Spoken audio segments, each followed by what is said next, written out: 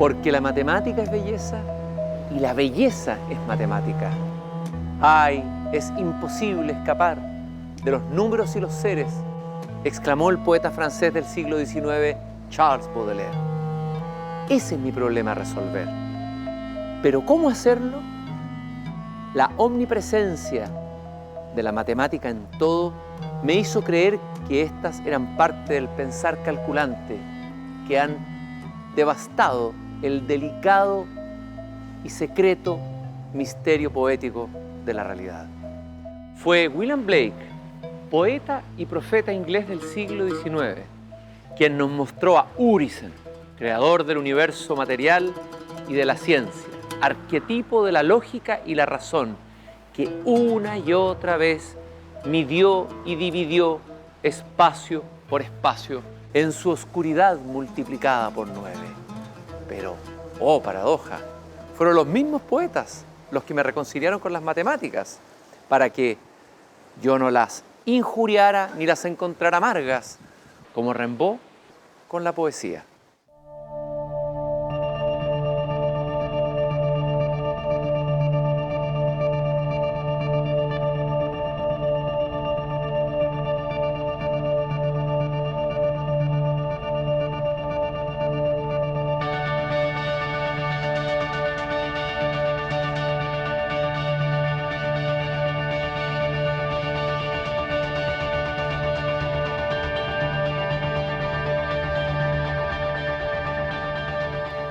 Primero fue Eduardo Anguita, quien en el poema Venus en el pudridero me hizo conectar el misterio de la belleza con el de los números.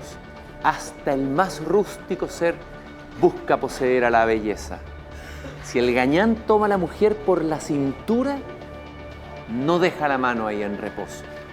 El gañán va recorriendo en el poema el cuerpo de la mujer sin saber que ahí están las matemáticas. Y al final del poema, el poeta se dirige al gusano que busca devorar ese cuerpo bello.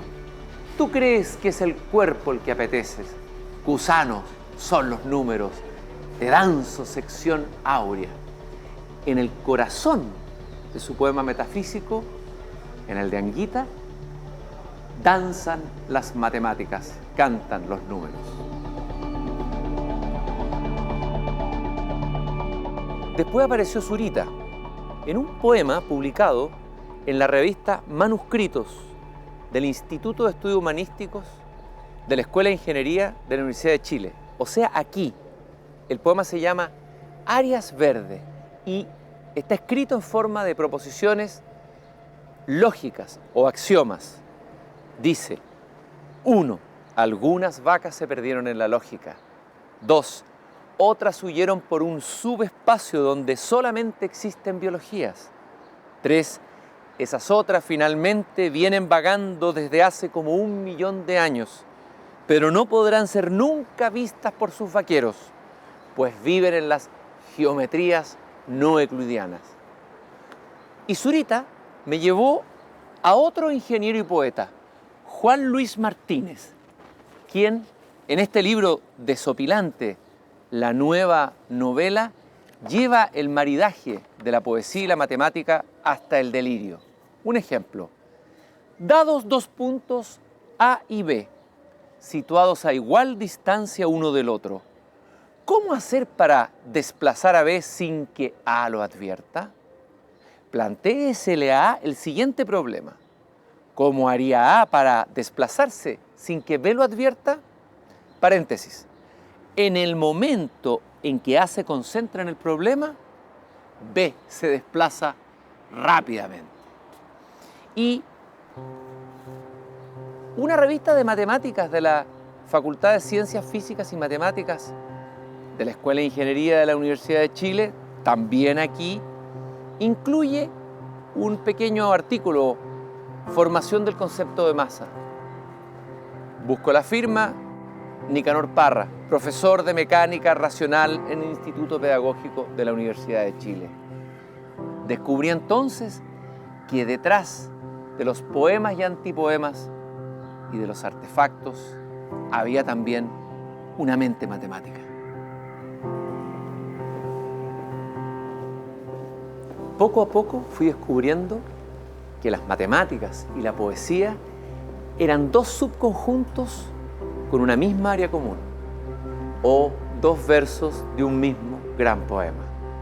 Pero lo más impactante fue darme cuenta que detrás, en la estructura misma de la poesía, subyacían las matemáticas. Por ejemplo, en el poema de Pablo Neruda, Entrada en la madera, que no tiene nada que ver con la aprehensión lógica del mundo, sino que, por el contrario, con la aprehensión sensorial, hay una rigurosa plantilla métrica de pies yámbicos y anfibráquicos. Con mi razón apenas con mis dedos, rodeado de lentas aguas inundadas, caigo al imperio de los no me olvides, etcétera, etcétera. Prodigioso ritmo de Neruda, detrás del cual también están los números. Y otro poeta y fundador de una escuela de arquitectura se preguntó: ¿cuál es la distancia máxima entre dos notas para que todavía haya música? Godofredo Yomi. En realidad, bastaría con haberse remontado a los orígenes de la poesía, al poeta latino Virgilio, autor de la Eneida, poseedor de unos saberes ocultos, de una matemática esotérica, tal vez prohibida. Y más atrás aún, a Orfeo, que descendió al infierno a buscar a su amada, con la vibración de su arpa, con la música de las esferas. Al fondo de todo esto estaba Pitágoras.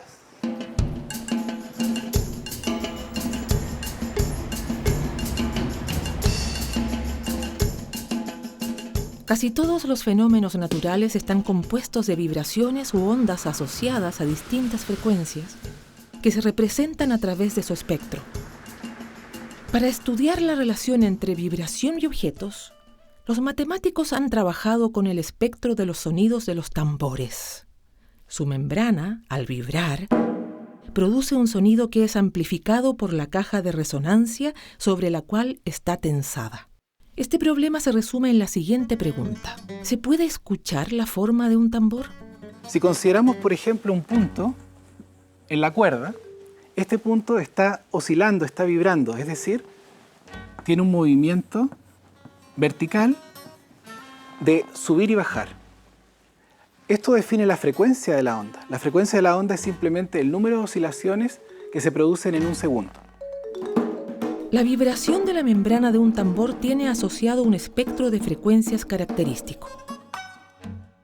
Los datos que entrega este espectro nos permite recuperar información y características de su forma o materialidad. La idea que subyace detrás de la descomposición espectral es el hecho de que los fenómenos físicos complejos se pueden descomponer en comportamientos simples. Dicho en otros términos, esto significa que el todo se puede escribir como suma de sus partes. Sin embargo, la naturaleza muchas veces es disruptiva y los fenómenos no responden a esta linealidad.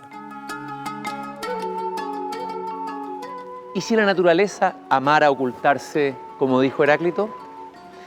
¿Se podrá navegar en un mundo gobernado por el azar que se nos oculta y nos excede?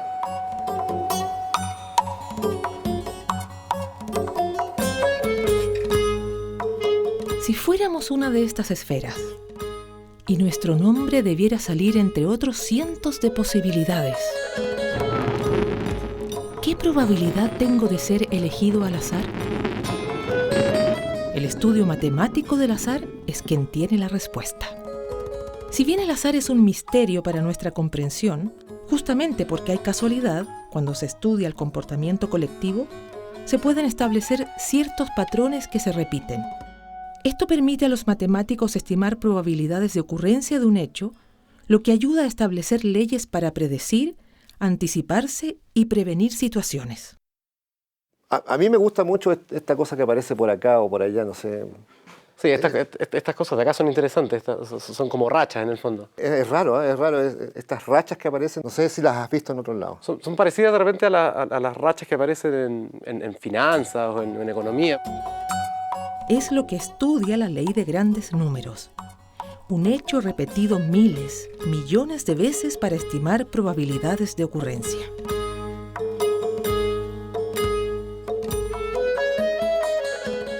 No tendrán todo resuelto los matemáticos, pero sí nos ayudan a ordenar nuestra existencia, que a veces nos parece fragmentada y azarosa, y lo hacen de manera armoniosa y bella, intentando predecir lo que se nos escapa. Además, las matemáticas tienden puentes, relacionando lo que está próximo, como lo hacen los poetas.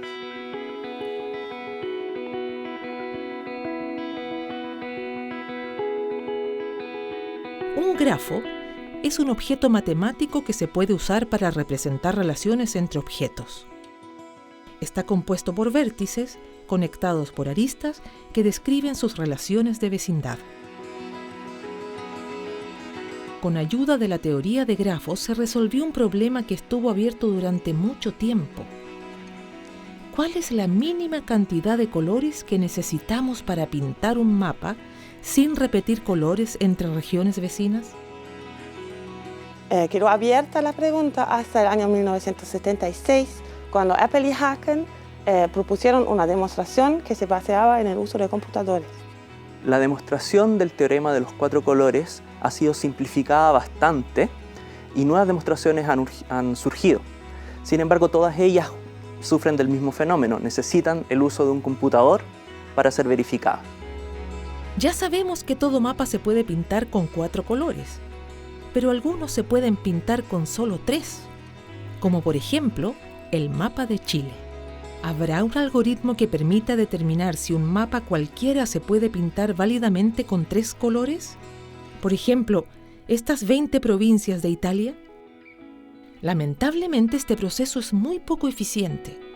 Requiere probar 3 elevado al número de regiones de combinaciones distintas. Problemas como este, en los que encontrar una solución resulta complicado, se conocen en matemática como NP difíciles. P versus NP tiene que ver con si encontrar demostraciones es o no más difícil que verificarlas. Si resolver ciertos problemas, como por ejemplo el coloreamiento de grafos, podemos o no hacerlo de manera eficiente en un computador. Es una pregunta sobre los límites de la computación eficiente. Seguramente su resolución va a tener consecuencias desde prácticas hasta filosóficas. A veces es difícil encontrar la solución a un problema. Otras, verificar su validez. No hay fórmula. La exigencia es muy alta. Nos sorprende descubrir que todo busca lo óptimo. Por ejemplo, el poeta que intenta decir lo máximo con lo mínimo.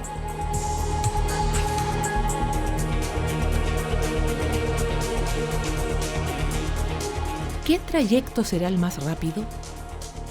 Solamente usando la intuición podríamos asegurar que es la línea recta, pero muchas veces la solución más óptima desafía esta intuición. Y es la curva braquistócrona la que minimiza este tiempo. Podemos ilustrar esto en la siguiente gráfica. Dibujamos acá el tiempo de la línea recta, el tiempo de la solución de Galileo, que no es otra cosa que un arco de circunferencia, y el tiempo de la curva braquistócrona, el cual es un arco de cicloide. Si imaginariamente dibujamos los tiempos de todas estas curvas de esta forma, lo que nos dice el principio de Fermat aplicado a este problema es que el tiempo de esta curva óptima es estacionario con respecto a todos los demás tiempos posibles.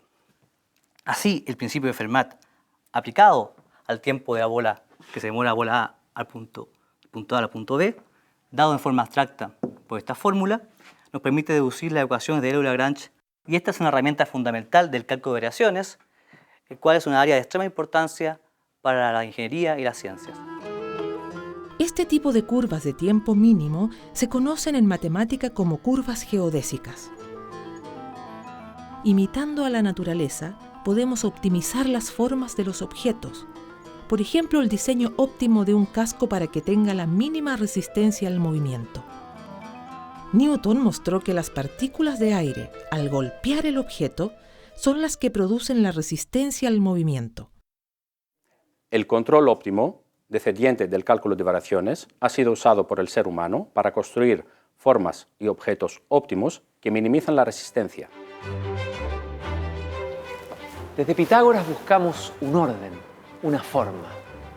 ¿Habrá también un orden matemático detrás de todo lo que se difunde? La palabra, el calor, el amor, el temor.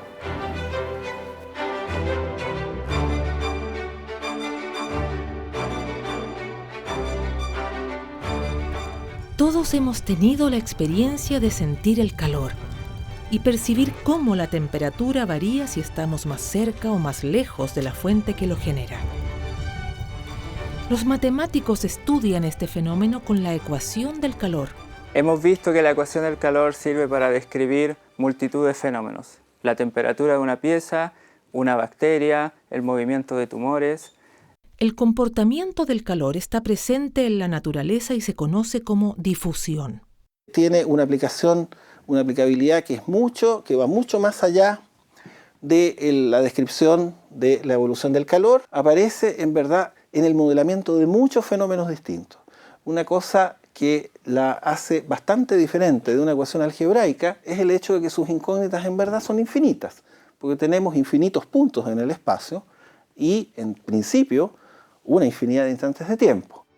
Fenómenos como son las manchas en la piel de un leopardo, la formación del embrión o una colonia de bacterias.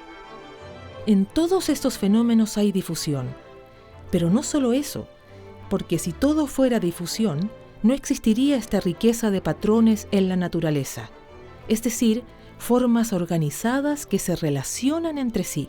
Las ecuaciones en derivadas parciales no lineales, en particular aquellas que provienen de fenómenos de difusión, más términos no lineales correspondientes a reacción, aparecen en una gran cantidad de aplicaciones y, por sobre todas las cosas, desde el punto de vista matemático, encierran desafíos que son realmente gigantescos. Ya el solo saber si una ecuación es resoluble, si tiene solución, si tiene más de una solución, si se puede encontrar de manera más o menos explícita o representarla de una manera adecuada y seleccionarla de manera que dé respuestas a la pregunta que la origina, son problemas que son muy importantes y muy trascendentales para el área y que están muy distantes todavía de ser resueltos completamente.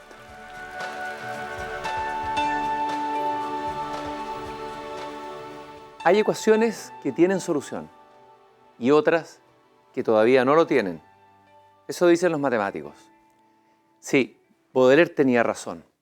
No podemos escapar de los números y los seres. Pero ahora mi conjetura es que esto no es un castigo, sino un regalo de los dioses. ¡Eureka! He solucionado el problema desde el cual partí.